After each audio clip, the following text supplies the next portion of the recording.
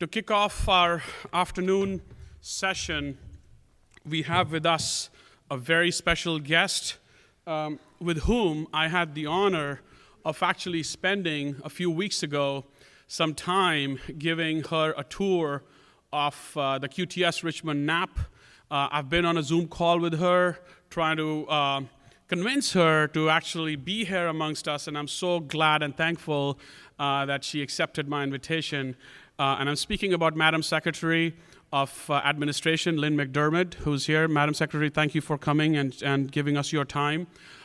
When Madam Secretary and I started talking about the importance of the infrastructure, it was actually very easy for me because she was able to connect right away, and we started talking about the internet exchange, the value proposition, the digital infrastructure, and the fact that it impacts not just a specific region, not just a specific industry, but it's industry agnostic, as I say. No matter which industry you're in, you're relying on this infrastructure. No matter which part of the digital infrastructure subsector you're contributing towards, you play an important part in this ecosystem. So she made it very easy for me. Thank you for that, Madam Secretary. And today is a special day, for her to spare her time, but Madam Secretary brings vast knowledge and experience to the administration at a very young age. She was the first woman accepted to the apprentice school at Newport News Shipbuilding. She received a BA from Mary Baldwin College and an MBA from the University of Richmond. From 2013 to 2020, Madam Secretary worked at the Federal Reserve System as the CIO, or the Chief Information Officer and Director of Federal Reserve Information Technology, FRIT. So she's got a lot of technical background. Keep that in mind as you get a chance to interact with her. There she oversaw the Federal Reserve System IT strategy, IT investment and spending, and enterprise cybersecurity. She also directed the management of national IT operations, project services, enterprise architecture, and standards. Prior to joining the Federal Reserve, she served as a Senior Vice President and Chief Information Officer for Richmond-based Fortune 500 companies. Madam Secretary has served on several boards, including Chair of the Board of Directors of Federal Reserve Bank of Richmond, Chair of the Board of Trustees of Mary Baldwin College, Chair of the Board of Greater Richmond Technology Council, and currently Chair of the Child Fund International Board, which is phenomenal. We have by the way, Madam Secretary, we have a group of students here from a high school, local high school, and I can't express my gratitude for them to being here and being part of this community here. By the way, Madam Secretary was also named to the Computer World's list of premier 100 IT leaders of 2004 and received the 2008 Excellence Woman in Business Achievement Award, which was recognized as one of Richmond's YWCA's 2010 Outstanding Woman and honored with the Rich Tech Chairman's Award in 2013. She co-founded the Richmond Women in Technology Group and is honored with the naming of their annual recognition of women technologists as Margaret Lyn McDermid Award. It gives me immense honor to welcome Madam Secretary on the stage.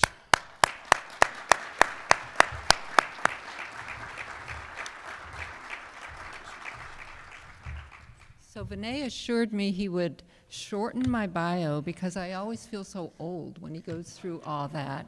The most important thing I'm proud of is I'm a mom and grandma, so I want to add that to my bio.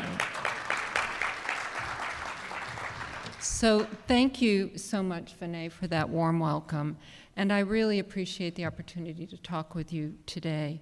It's been a while since I've been in the company of IT people and technology simpaticos, so I apologize in advance if I walk a few miles down memory lane to kind of bring back some very fond memories.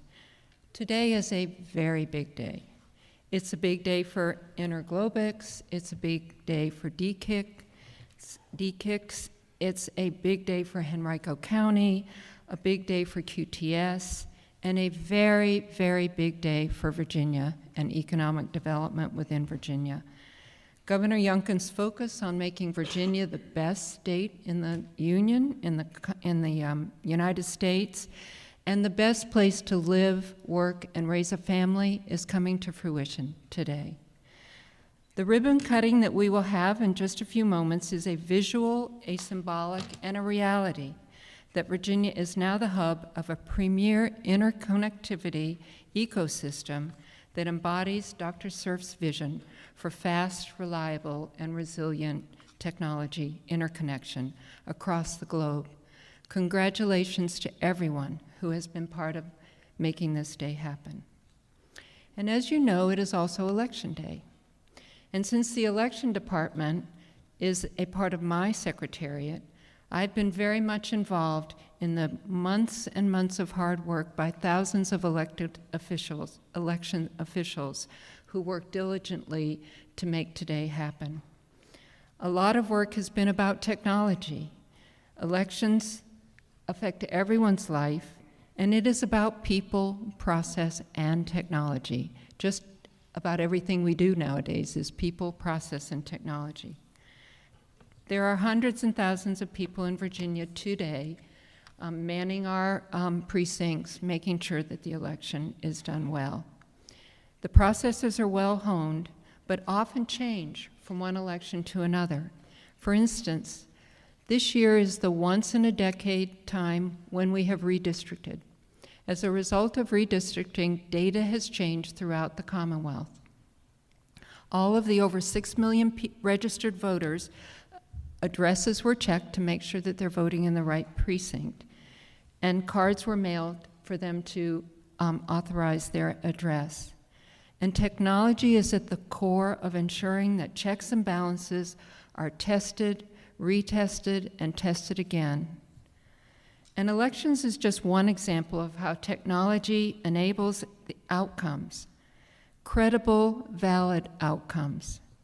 Your credit card transactions, putting the right prescriptions from your pharmacy, turning the lights on to cook dinner every evening, and whether you get the right pair of shoes from Amazon, all depend on technology and the interconnection of technology across the globe.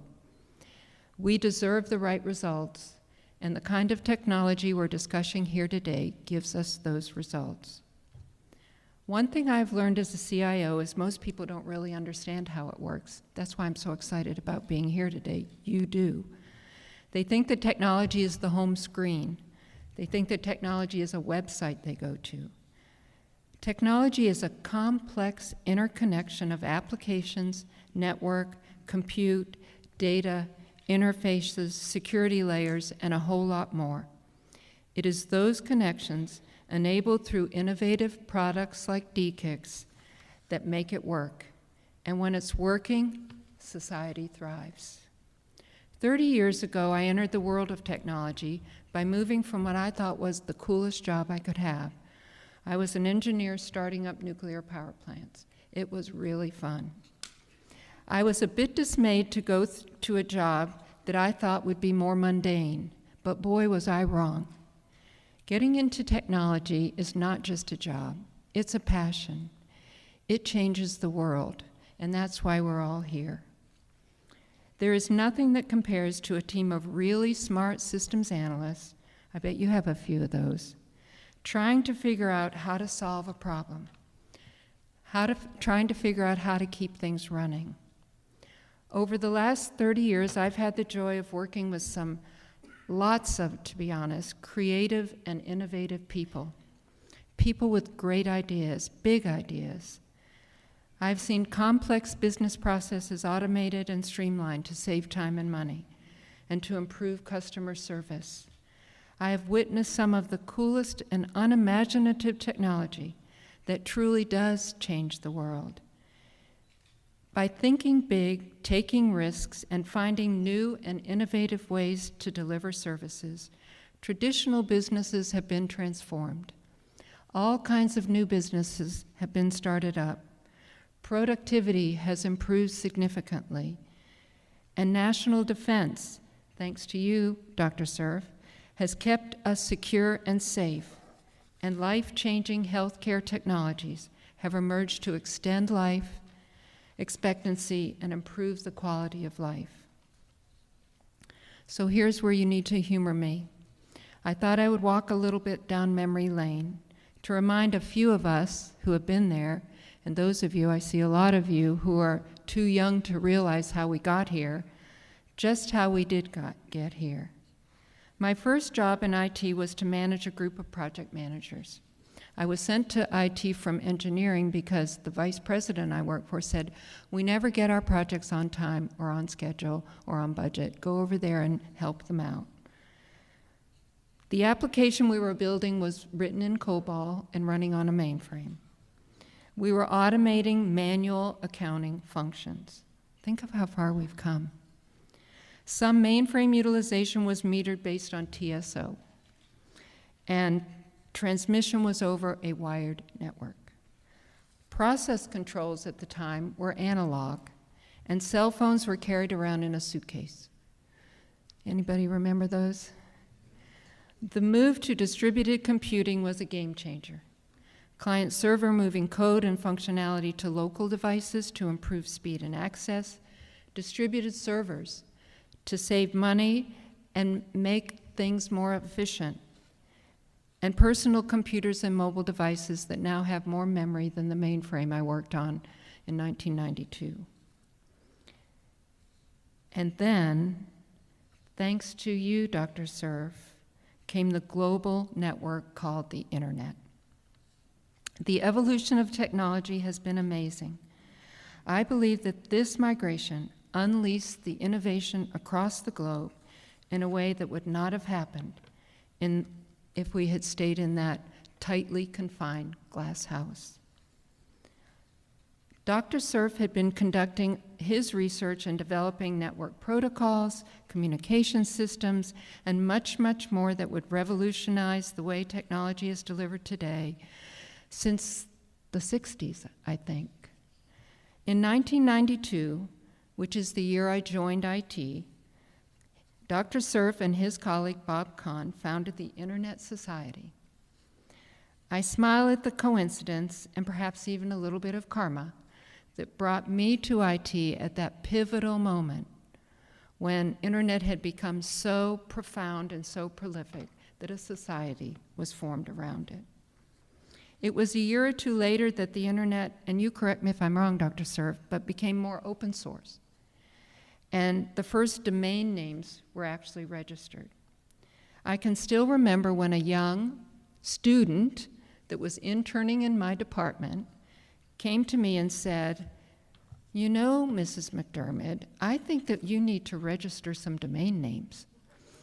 I just think that it's time for us to get on the internet." I said, "You want us to do what?" We registered 40 to 50 variations of the company name and went off sailing down the internet with our first website. By the way, we ended up selling a few of those domain names later on for a pretty good amount of money. So where are we today? We persevered through a profound and extremely debilitating pandemic through technology. Zoom, internet connectivity, voice over IP saved the day as transactions and data moved around the globe to support work from anywhere. Since those early days, I've been lucky enough to work in a variety of sectors.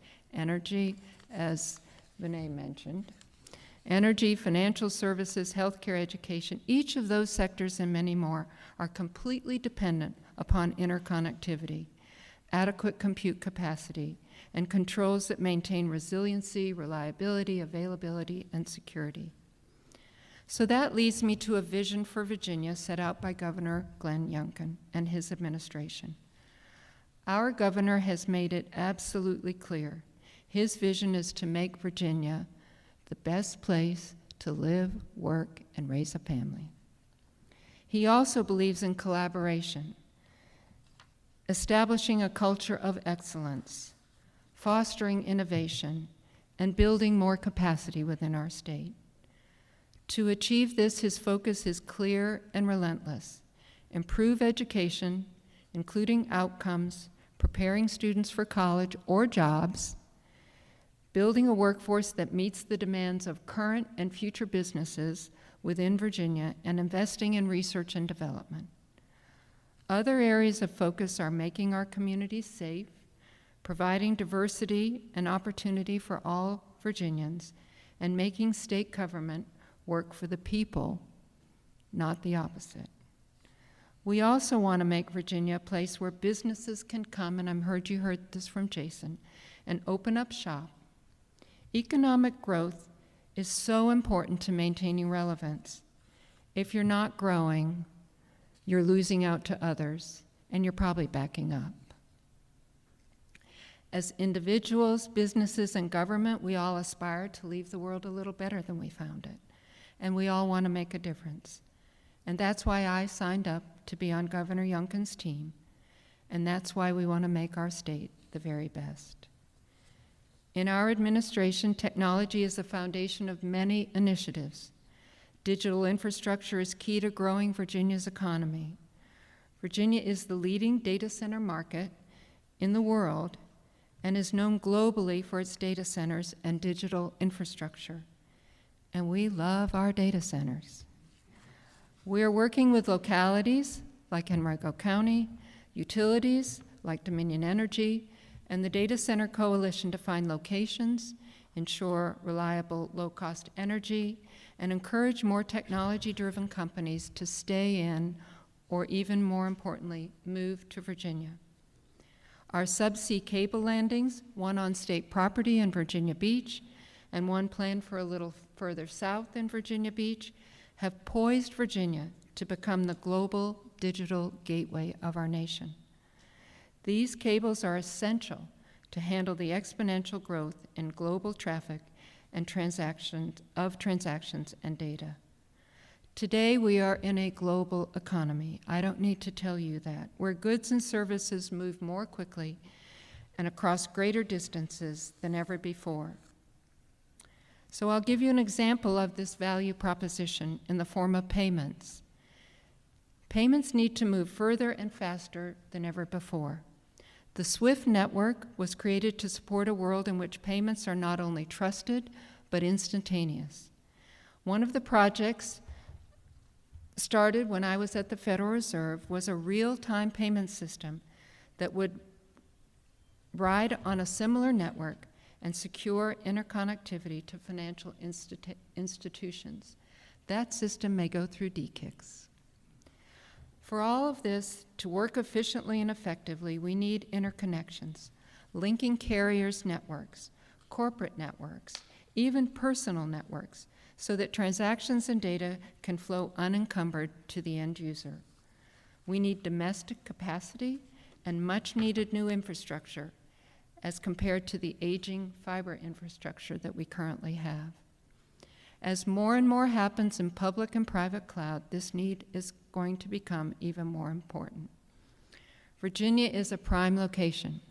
With our commitment to data centers, additional subsea cables landing on our shores, and DKICS, the first open source interconnection located right here in Henrico County, we will be the best state. We will attract businesses, we will provide world-class education, we will grow our economy, all right here in Virginia. I couldn't end this conversation about technology without mentioning the governor's top priority. When I interviewed for this job, the governor suggested I have two priorities. I'll be real honest, I have a few more now, but the top two still prevail. Number two was to improve and make more efficient the way the state does business with businesses and people throughout the state. Number one was to make sure we have the right policies, practices, control, and training to be the best in class when it comes to cybersecurity. In fact, he is the first governor to establish a Deputy Secretary of Cybersecurity in his administration. We're making progress on all fronts, and the strong partnerships with all Virginia stakeholders, the citizens of Virginia, the businesses of Virginia, the legislature, and everyone in Virginia, we will make Virginia the best place to live, work, and raise a family. So thank you to Interglobant for having this conference, to QTS, to Henrico County for bringing this esteemed group of leaders together, And thank you all for representing the amazing group of technology leaders that you are and that you will build within your organizations. But most of all, thank you, Dr. Cerf, for being a pioneer who had the vision of an internet wagon train across the plains and changed the global landscape and opened up the world to the wonders of technology.